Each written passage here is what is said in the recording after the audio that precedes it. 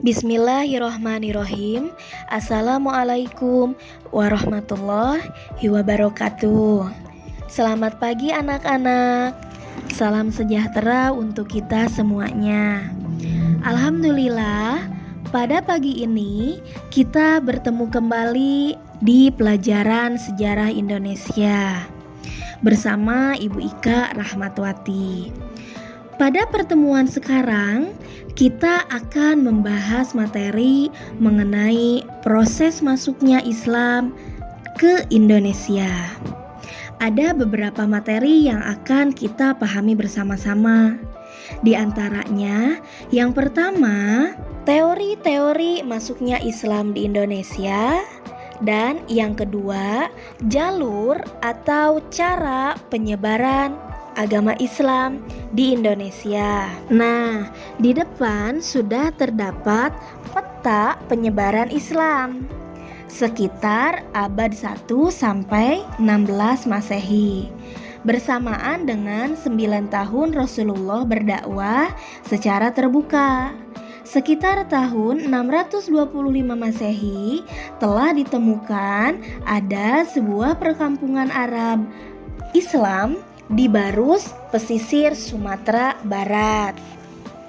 Sekilas tentang agama Islam lahir di Mekah, Arab Saudi.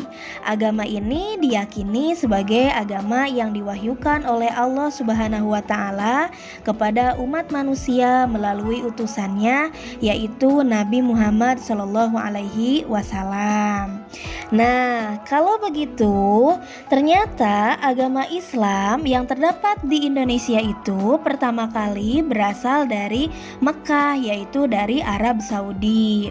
Kemudian penduduk yang beragama Muslim tersebar ke seluruh penjuru dunia, salah satunya ke Indonesia.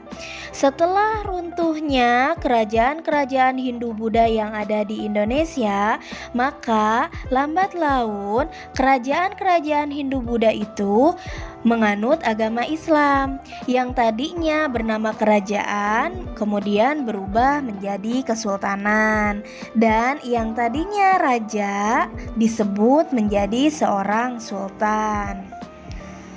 Masuknya agama Islam ke Nusantara itu dibawa oleh para pedagang dan juga oleh saluran dakwah.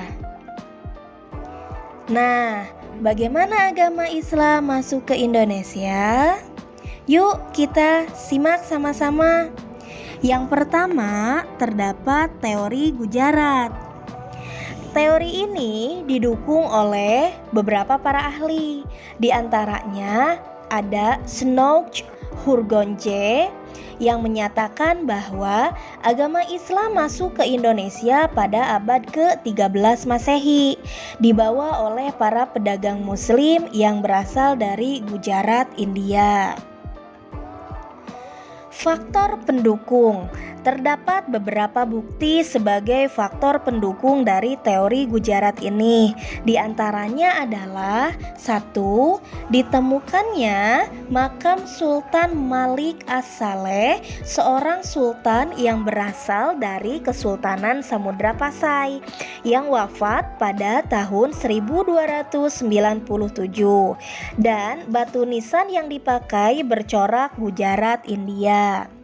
Yang kedua, terdapat tulisan Marco Polo, seorang pedagang dari Venesia yang menyatakan bahwa pernah singgah di Perlak pada tahun 1291 dan banyak menemukan penduduk Perlak beragama Islam, serta peran para pedagang Gujarat, India yang sedang menyebarkan agama Islam.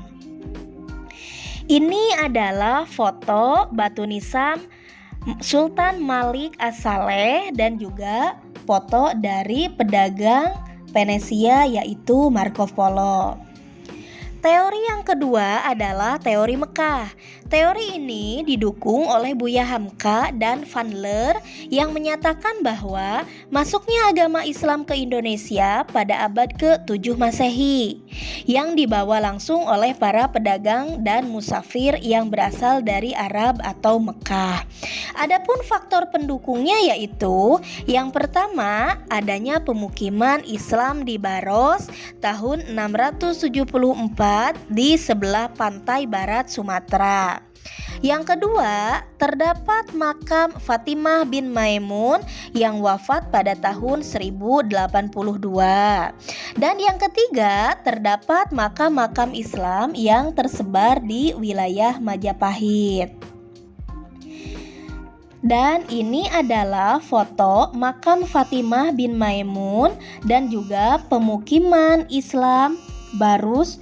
Dan teori yang ketiga adalah teori Persia. Teori ini didukung oleh Husein Jajadiningrat yang menyatakan bahwa agama Islam masuk ke Indonesia pada abad 11 Masehi yang dibawa oleh para pedagang muslim dari Persia, Iran. Adapun faktor pendukung teori ini adalah adanya upacara Tabot, upacara memperingati meninggalnya Husain bin Ali, cucu Nabi Muhammad SAW yang selalu diperingati setiap 10 Muharram atau setiap 1 Asyura. Nah, itulah mengenai teori-teori masuknya Islam di Indonesia. Yang selanjutnya adalah jalur atau cara penyebaran Islam di Indonesia. Jalur yang pertama adalah jalur perdagangan. Jalur perdagangan merupakan metode penyebaran Islam yang paling kentara, bahkan dapat dikatakan sebagai jalur pertama dan jalur utama awal penyebaran agama Islam di Indonesia. Para pedagang muslim yang berasal dari Arab, India, Iran singgah di perairan Indonesia, kemudian bertemu penduduk Indonesia. Maka terjadilah pertukaran pengaruh seperti halnya pertukaran barang dagang dan penyebaran agama Islam yang sampai memasuki wilayah kerajaan seperti Bone, Cirebon, Banjar, Banten, Demak, Samudra Pasai, dan lain sebagainya. Jalur yang keduanya adalah jalur dakwah atau saluran dakwah. Penyebaran agama Islam melalui dakwah tidak dapat dipisahkan dari peran para ulama atau yang dikenal sebagai wali songo. Saluran dakwah ini berjalan dengan cara para ulama mendatangi masyarakat sebagai objek dakwah dengan menggunakan pendekatan sosial budaya. Pola ini memakai bentuk akulturasi, yaitu menggunakan jenis budaya setempat yang dialiri dengan ajaran Islam di dalamnya, seperti pementasan wayang, cara mengobati orang yang sakit, dan mengadakan upacara yang dianggap sakral. Ini adalah foto dari para wali songo atau 9 para wali. Yang pertama Sunan Ampel, yang kedua Sunan Gresik, yang ketiga Sunan Bonang, yang keempat Sunan Giri, yang kelima Sunan Kalijaga, yang keenam Sunan Kudus, yang ketujuh Sunan Gunung Jati, yang kedelapan Sunan Muria, dan yang kesembilan Sunan Derajat. Nah, anak-anak, itulah materi mengenai teori-teori masuknya Islam di Indonesia dan jalur atau cara penyebaran Islam di Indonesia. Untuk lebih lanjut, silahkan kalian bisa bertanya terhadap gurunya atau terhadap temannya sendiri. Terima kasih, sekian dan terima kasih. Wassalamualaikum warahmatullahi wabarakatuh.